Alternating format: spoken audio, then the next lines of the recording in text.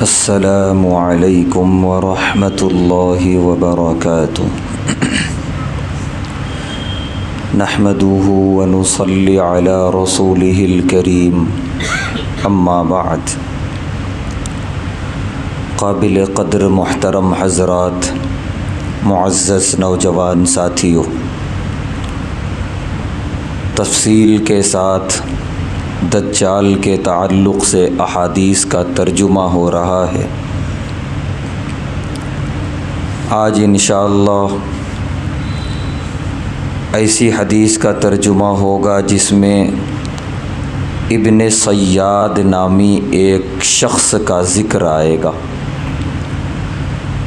یہ شخص جو کوئی بڑی عمر کا آدمی نہیں تھا، بلکہ پیارے نبی صلی اللہ علیہ وسلم کی زندگی میں ایک نابالغ لڑکا تھا جو بلوغ کی عمر کے قریب پہنچ رہا تھا۔ اس کے بارے میں مدینہ طیبہ میں بہت چرچا تھا۔ یہ یہودی نسل کا تھا، اس کی ماں یہودیہ تھی۔ یہ کاہن قسم کا لڑکا تھا۔ کاہن یعنی جادوگر، کچھ باتیں کچھ خبریں بتاتا تھا جو اندیکھی ہوتی تھیں، نظر نہیں آتی تھیں۔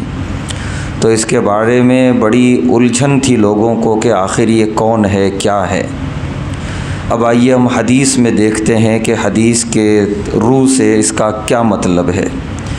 حضرت عبداللہ بن عمر رضی اللہ تعالی عنہما سے روایت ہے، کہتے ہیں ان عمر بن الخطاب رضی اللہ تعالی عنہ انطلق مع رسول اللہ صلی اللہ علیہ وسلم، کہ حضرت عمر بن خطاب رضی اللہ تعالی عنہ چلے پیارے نبی صلی اللہ علیہ وسلم کے ساتھ فی رہط من اصحابہ، صحابہ کی ایک جماعت میں، یعنی پوری ایک جماعت تھی صحابہ کی۔ قبل ابن صیاد، ابن صیاد کے پاس گئے۔ حتی وجدوہ یلعب مع الصبیان، تو دیکھا کہ وہ عام بچوں کے ساتھ کھیل رہا ہے۔ وقد قارب ابن صیاد یومئذ الحلم، کہہ رہے ہیں کہ ابن صیاد کی جو عمر تھی اس وقت، وہ ایک دم چھوٹا بچہ بھی نہیں تھا، بالغ ہونے کے قریب، قریب تھا، شعور آ چکا تھا اسے۔ حتی ضرب رسول اللہ صلی اللہ علیہ وسلم ظہرہ، پیارے نبی صلی اللہ علیہ وسلم نے اس کی پیٹھ پہ اپنا ہاتھ مارا۔ ثم قال، پھر آپ نے پوچھا، اتشہد انی رسول اللہ، اے ابن صیاد کیا تم گواہی دیتے ہو کہ میں اللہ کا رسول ہوں؟ فنظر الیہ، تو اس نے آپ کو دیکھا نظر اٹھا کے اور کہا، اشہد انک رسول الامیین، میں گواہی دیتا ہوں کہ آپ عربوں کے رسول ہیں۔ یعنی ایمان نہیں لایا، اپنے بارے میں نہیں بتایا کہ میں گواہی دیتا ہوں کہ آپ اللہ کے رسول ہیں، نہیں، عربوں کے رسول ہیں۔ عرب نے آپ کو مانا ہے، میں نے نہیں مانا، یہ مطلب تھا اس کا۔ پھر پلٹ کے کہنے لگا، اتشہد انی رسول اللہ، کیا آپ گواہی دیں گے میں اللہ کا رسول ہوں؟ نعوذ باللہ۔ فرصہ النبی، اللہ کے نبی صلی اللہ علیہ وسلم نے اسے ہٹا دیا سامنے سے کہ یہ کیا شرکیہ بات کہہ رہا ہے۔ ثم قال، پھر آپ نے فرمایا، آمنت باللہ، کہ میرا ایمان اللہ پر ہے۔ تو کون ہوتا ہے اللہ کا نبی اور رسول ہونے کا دعویٰ کرنا والا؟ پھر اس کے بعد ابن صیاد سے آپ نے پوچھا، ماذا ترا، تو کیا دیکھتا ہے، تجھے کیا چیزیں نظر آتی ہیں؟ تو اس نے کہا، یأتینی صادق و کاذب، میرے پاس سچا بھی ایک آتا ہے اور ایک جھوٹا بھی آتا ہے۔ یہ اندیکھی مخلوق جو انسان نہیں ہوتی، کبھی اس کی کہی ہوئی بات سچی معلوم ہوتی ہے، کبھی جھوٹی۔ تو کہہ رہا ہے کبھی سچا آتا ہے میرے پاس، کبھی جھوٹا آتا ہے۔ پیارے نبی صلی اللہ علیہ وسلم نے فرمایا، خلط علیک الامر، تیرے اوپر معاملہ پورا خلط ملط ہے، تجھے خود ہی نہیں معلوم کہ تیرے پاس کون آ رہا ہے، کیا باتیں بتا رہا ہے۔ اس کے بعد پیارے نبی صلی اللہ علیہ وسلم نے اس سے کہا، انی خبأت لک خبیئا، کہ میں اس وقت دل میں کچھ سوچ رہا ہوں، تو مجھے بتا کہ میں کیا سوچ رہا ہوں۔ اور پیارے نبی صلی اللہ علیہ وسلم فرماتے ہیں میں نے سوچا یوم تأتی السماء بدخان مبین، یہ سورہ دخان کی آیت ہے جس میں اللہ فرما رہے ہیں جب قیامت آئے گی تو قیامت سے پہلے آسمان پر گھنا دھواں چھا جائے گا۔ اس کے تعلق سے حدیث بھی آئی اس سے پہلے۔ تو یہ آیت پیارے نبی صلی اللہ علیہ وسلم نے دل میں سوچی پوری آیت، اور اس سے کہا کہ بتا میں کیا سوچ رہا ہوں۔ فقال، تو اس ابن سیاد نے کہا هو الدخ، دخ کہہ کے رک گیا، بس نہ اس سے زیادہ بول سکا نہ اس سے کم۔ حالانکہ پوری آیت پڑھنا چاہیے تھا اگر وہ عالم الغیب ہے، نعوذ باللہ، اللہ عالم الغیب کوئی ہو نہیں سکتا، لیکن ایک بات تھوڑی دیر کے لیے فرض کریں، اگر وہ عالم الغیب ہے جس کا وہ دعویٰ کرتا تھا تو پوری آیت پڑھنا تھا، لیکن آیت کا ایک جز ہے دخان، وہ بھی پورا نہیں پڑھا، صرف دخ بول کے رک گیا کہ دخ۔ پیارے نبی صلی اللہ علیہ وسلم نے فرمایا لن تعدو قدرک، تو تقدیر سے آگے نہیں جا سکتا، یعنی کہ ایسا نہیں ہے کہ تو تقدیر بدل دے گا، تو بتا دے گا غیب کی خبریں، ایسا کچھ بھی نہیں ہے، یہ کچھ معاملہ ہے تیرے اوپر جو خلط ملط ہے، تجھے خود سمجھ میں نہیں آ رہا ہے۔ لیکن یہاں سوچنے کی بات یہ ہے اتنا تو بولا وہ دخ، اور کمزور ایمان کو ایمان سے ہاتھ دھونے کے لیے اتنا ہی کافی ہے کہ میں پوری آیت سوچا، یہ اس کا ایک ٹکڑا تو کم سے کم بول دیا دخ۔ پیارے نبی صلی اللہ علیہ وسلم نے فوراً اسے جھٹکا کہ تو تقدیر سے آگے نہیں جا سکتا۔ اب حضرت عمر رضی اللہ تعالیٰ عنہ نے کہا اتأذن لی فی ان اضرب عنقہ، اے اللہ کے رسول صلی اللہ علیہ وسلم کیا آپ اجازت دیں گے میں اس کی گردن اڑا دوں؟ یہ ایمان کا سودا کر دے گا لوگوں کے۔ پیارے نبی صلی اللہ علیہ وسلم نے جواب میں ارشاد فرمایا ان یکن ہوا، اگر یہ وہی ہے، وہی سے اشارہ ہے دجال کی طرف، کیونکہ اس کے بارے میں مشہور تھی کہ یہ آنے والا دجال ہے، اس طرح کی خبریں بتا رہا ہے ابھی سے، تو اگر یہ وہی دجال ہے لا تسلط علیہ، تو پھر یہ تمہارے ہاتھوں سے قتل ہونے والا نہیں ہے، اس کے لیے تو حضرت عیسیٰ علیہ السلام آئیں گے اور ساری پیشین گوئیاں ہیں۔ وَإِن لَّمْ يَكُنْ هُوَ، اگر یہ وہ نہیں ہے دجال، فَلَا خَيْرَ لَكَ فِي قَتْلِهِ، تو اس کے قتل کرنے میں کوئی خیر نہیں ہے۔ ابھی یہ صرف دعوے کر رہا ہے کچھ، ابھی کسی کے ایمان پر اس نے حملہ نہیں کیا، نہ کوئی اس کے پاس آ کر مرتد ہوا ہے کہ اس کے بارے میں جو ہے قتل کا حکم لگایا جائے، ابھی یہ کچھ باتیں بک رہا ہے، معاملہ خلط ملط ہے، لہذا قتل کی اجازت پیارے نبی صلی اللہ علیہ وسلم نے نہیں دی۔ واپس آ گئے، فرماتے ہیں پھر ایک مرتبہ بعد ذالک، اس کے بعد یہ ہوا کہ پیارے نبی صلی اللہ علیہ وسلم چلے، وہ ابی بن کعب اور دوسرے صحابی تھے حضرت ابی بن کعب رضی اللہ تعالیٰ عنہ، یا امان النخل التی فیہا ابن صیاد، ایک کھجور کے باغ کی طرف دونوں تشریف لے جا رہے تھے جہاں ابن صیاد سوتا تھا اس کھجور کے باغ میں۔ پیارے نبی صلی اللہ علیہ وسلم یتقی بجذوع النخل، کھجور کے درختوں کے پیچھے چھپتے ہوئے جا رہے تھے کہ اسے پتہ نہ چلے میں آ رہا ہوں، اور وہ کچھ زمزمتن، کچھ بھن بھنا رہا تھا، کچھ منتر پڑھ رہا تھا سوئے سوئے، اور اس کے چہرے پہ چادر تھی۔ کہہ رہے ہیں کہ اتنے میں ابن صیاد کی ماں نے دیکھ لیا پیارے نبی صلی اللہ علیہ وسلم کو، اور اس نے زور سے کہا اے ابن صیاد ھذا محمد، اے ابن صیاد یہاں دیکھو تمہارے قریب محمد صلی اللہ علیہ وسلم آ رہے ہیں۔ یہ نام سننا تھا، فتناہا ابن صیاد، ایک دم ابن صیاد منہ بند کر لیا، وہ جو آواز آ رہی تھی وہ بند ہو گئی۔ پیارے نبی صلی اللہ علیہ وسلم نے فرمایا لو ترکتہ، اگر اس کی ماں آج خاموش ہو جاتی تھوڑی دیر کے لیے، بینا، آج معاملہ واضح ہو جاتا کہ یہ کون ہے، کیا ہے، اور یہ کیا کر رہا ہے، یہ اس کے پاس خبریں کہاں سے آتی ہیں، یہ سب معلوم ہو جاتا، لیکن اس کی ماں نے اسے بتا دیا اور ایک دم یہ زبان بند کر لیا، تو معاملہ ابھی واضح نہیں ہو سکا۔ اس کے بعد پیارے نبی صلی اللہ علیہ وسلم وہاں سے واپس تشریف لے آئے، تو 2 مرتبہ پیارے نبی صلی اللہ علیہ وسلم اس کے پاس تشریف لے گئے، لیکن اس نے اپنی کوئی وضاحت نہیں کی اور کچھ اس کے بارے میں پتہ نہیں چلا۔ صحابہ کی 2 رائے تھی اس کے بارے میں، کچھ صحابہ یہ کہتے تھے کہ یہی ابن صیاد ہے، اور کچھ صحابہ کہتے تھے کہ نہیں، کچھ صحابہ یہ کہتے تھے یہی دجال ہے، یہ ابن صیاد جو آج بچہ ہے بڑا ہو کے یہی دجال بنے گا، اور کچھ صحابہ کی یہ رائے تھی کہ دجال تو کوئی اور ہوگا، لیکن دجال کے آنے سے پہلے جو ڈھونگی آئیں گے ان میں سے یہ ایک ہے۔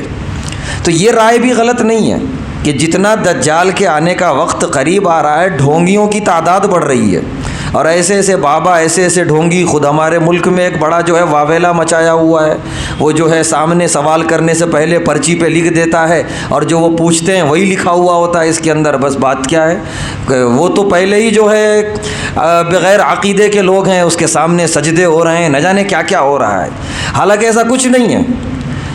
دجال ایک تو خود جو ہے شیطانوں کا سردار ہوگا، سارے شیطان جو ہے اس کے پاس آئیں گے خبریں لے کے۔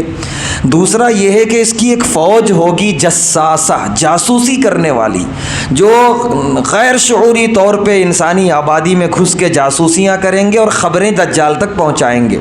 اب دجال وہ باتیں لوگوں سے کہے گا، لوگ کہیں گے ارے واہ، اس کو تو سب معلوم ہے ہمارے بارے میں، یہی خدا ہے، نعوذ باللہ۔ تو اصل جو آئے گا پوری طاقت کے ساتھ وہ تو آئے گا، لیکن اس کے آنے سے پہلے بھی کچھ لوگ پیدا ہوتے رہیں گے، تو ان کے ہاتھوں میں کوئی کمال نہیں ہے، نعوذ باللہ، کوئی غیب کی خبریں نہ ہیں نہ ہو سکتی ہیں قیامت تک کسی کو۔ یہ سب کھیل کھیلا جا رہا ہے نفسیات کے ساتھ، اور کچھ موکلین کو اپنے ہاتھ میں رکھ کر اور انسان نما جاسوسوں کے ذریعے کام کرا کے یہ سب کام ہو رہا ہے۔ یہ پیارے نبی صلی اللہ علیہ وسلم کی زندگی میں ایک ابن سیاد نامی شخص کو پیدا کر کے اللہ نے بتا دیا کہ ایسے لوگ آتے رہیں گے۔ تو بہرحال یہ اس کے سلسلے میں صحابہ کی دو رائے تھی۔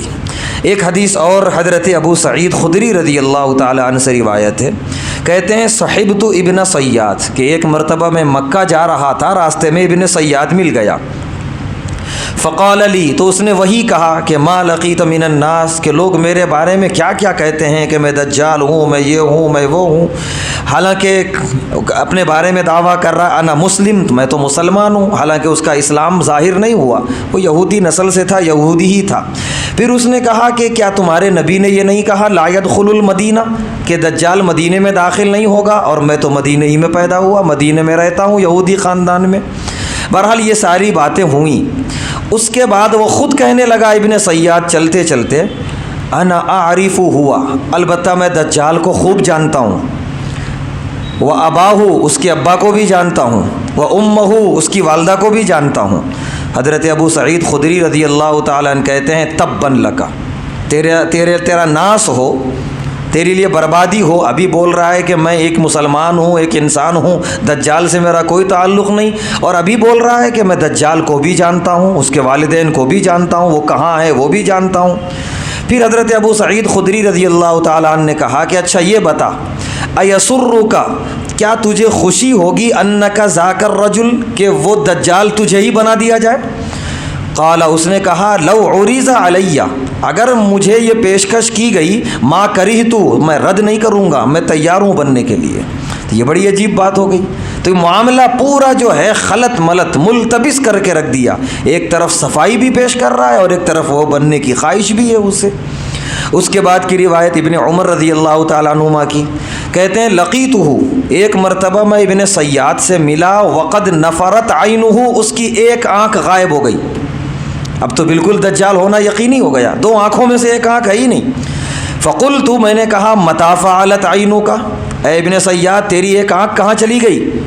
قال، اس نے کہا لا ادری، مجھے نہیں معلوم۔ تو ابن عمر رضی اللہ تعالیٰ عنہما کہتے ہیں میں نے کہا لا تدری، تجھے نہیں معلوم، وہی فی رأسک، وہ تیرے ہی سر میں تھی، ابھی تک دو آنکھیں تھیں، اچانک ایک نظر آ رہی، ایک کہاں چلی گئی؟ اس نے کہا کہ ان شاء اللہ خلقہا فی عصاک، کہ ہمیں نہیں معلوم، ہو سکتا ہے تمہارے اس میں چلی گئی ہو، ان کے ہاتھ میں لاٹھی تھی عصا، کہ ہو سکتا ہے اللہ نے چاہا ہو کہ وہ تمہاری لاٹھی میں چلی گئی، وہاں چلی گئی ہو۔ یہ الٹی سیدھی باتیں، بیکار کی بات۔ تو حضرت ابن عمر رضی اللہ تعالیٰ عنہما کہتے ہیں میں خاموش ہو گیا، فنخر، اس کے بعد اس غضبناک ہوا، وہ غصے میں آیا ابن سیاد کا اشدی نخیر، بہت زیادہ غصے میں اور بہت تیز آوازیں نکالنے لگا۔ کہہ رہے اتنا غصے میں آیا کہ اس کا جسم پھولنے لگا، اور جس گلی میں میں کھڑا تھا اس پوری گلی میں اس کا جسم پھیل گیا۔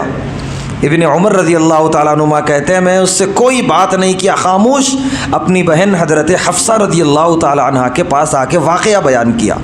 تو بہن نے اپنے بھائی جان کو یہ مشورہ دیا کہ آئندہ اس سے کوئی بحث نہ کرنا، وہ بالکل معاملہ اس کا خلط ملط ہے، ہو سکتا ہے کہ وہی دجال ہو، لہذا کوئی فتنہ نہ پیدا ہو جائے اس سے اور آپ اس کا شکار ہو جائیں، لہذا آئندہ کبھی جو ہے اس سے بحث نہیں کرنا۔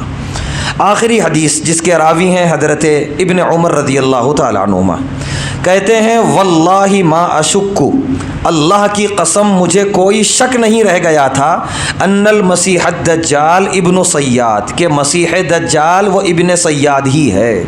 اور خاص طور سے صحابہ کو یقین اس لیے ہوا کہ عام طور پہ جو مدینے میں یہودی تھے یا جو بھی تھے، ان کی زندگی اور ان کا آخری وقت سب کو پتہ تھا، کون کہاں مرا ہے، کہاں انتقال ہوا، کہاں بھاگا۔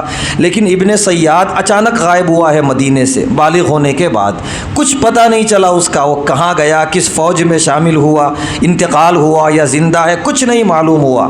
اچانک اس کا غائب ہو جانا، اس سے بھی صحابہ کو جو ہے اور یقین ہو گیا، اور غائب ہونے سے پہلے اس کی ایک آنکھ بھی اس کے چہرے سے غائب تھی، تو اس سے یقین ہوا صحابہ کو کہ ہو نہ ہو یہ وہی دجال ہے جو اخیر زمانے میں نکل کے آنے والا ہے۔ تو ہو سکتا ہے کہ وہی دجال رہا ہو، اور یہ بھی ہو سکتا ہے کہ نہ ہو وہ دجال، تو کم سے کم ایک ڈھونگی ضرور تھا جو لوگوں کے سامنے اپنے معاملات کو خلط ملط کرتا تھا، اور اس کے پاس اندیکھی مخلوقات آتی تھیں، خبیث جنات وغیرہ، جس کی وجہ سے کچھ ادھر ادھر کی خبریں اسے مل جاتی تھیں، اور اس میں وہ ملا کے باتیں لوگوں کو بتاتا تھا، جس سے یہ سمجھ میں آتا تھا کہ اس کے پاس غیب کی خبریں ہیں۔ پیارے نبی صلی اللہ علیہ وسلم نے یک لخت اس کو جھٹک دیا، مسترد کر دیا، اور فرما دیا تو کچھ نہیں کر سکتا، تو تقدیر سے آگے نہیں جا سکتا۔ تو ہمارے لیے پیغام یہی ہے، ایسے ڈھونگی اور آئیں گے بازار کے اندر دجال کے آنے سے پہلے۔ وہ تو باپ ہے، وہ بعد میں آئے گا، لیکن اس کی ناجائز اولادیں بہت آئیں گی، اس کے شاگرد، جیسا کہ ہر تھوڑے دن پہ کوئی نہ کوئی بابا ایسا رونما ہو جاتا ہے، کوئی اس طرح کی خبریں، اس طرح کی باتیں بتانے لگتا ہے۔ ہرگز ہمیں ان میں جانے کی کوئی ضرورت نہیں ہے، یہ ان کے جساساں ہیں، جاسوس لوگ ہیں، چاہے وہ نظر آنے والے انسان ہو یا نہ نظر آنے والی مخلوق کوئی اور ہو، جس کا سہارا لے کر وہ خبریں معلوم کرتے ہیں اور لوگوں کو بتاتے ہیں، ورنہ ان کا اپنا ذاتی کوئی کمال نہیں ہے۔ سب کچھ کرنے والی ذات اللہ تبارک و تعالیٰ کی ہے، وہی مختار کل ہیں، وہ جو چاہتے ہیں کائنات میں وہی ہوتا ہے، وہ جو نہیں چاہتے وہ کبھی نہیں ہو سکتا۔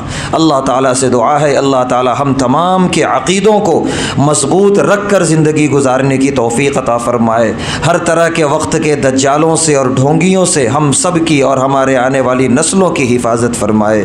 وآخر دعوانا الحمد للہ۔